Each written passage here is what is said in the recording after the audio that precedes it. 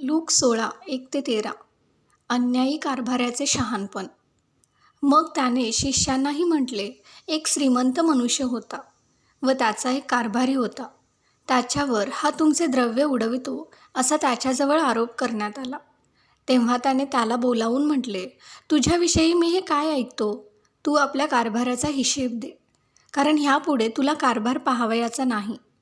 मग कारभाराने आपल्या मनात म्हटले, माझा धनी माझ्यापासून कारभार काढून घेणार आहे, तर मी आता काय करू? खणण्याची मला शक्ती नाही, भीक मागण्याची मला लाज वाटते. तर कारभारावरून काढल्यावर लोकांनी मला आपल्या घरात घ्यावे म्हणून मी काय करावे हे आता मला सुचले.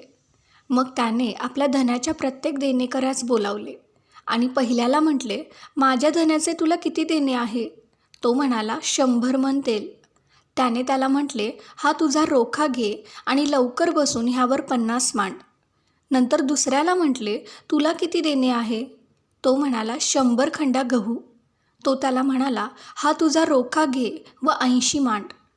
अन्यायी कारभाराने शहाणपण केले, ह्यावरून धन्याने त्याची वाहवा केली.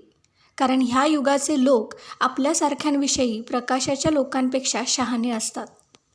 आणखी मी तुम्हाला सांगतो, अनीतिकारक धनाने तुम्ही आपणासाठी मित्र जोडा, ह्यासाठी की ते नाहीसे होईल तेव्हा त्यांनी तुम्हा सार्वकालिक वस्तीत घ्यावे.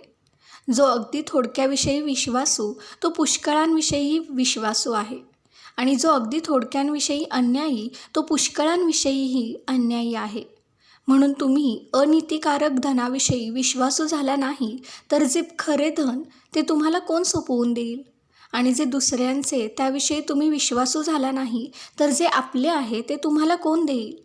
कोणत्याही चाकराला 2 धन्यांची सेवाचाकरी करता येत नाही, कारण तो एकाचा द्वेष करील व दुसऱ्यावर प्रीती करील, अथवा एकाला धरून राहील व दुसऱ्याला तुच्छ मानेल.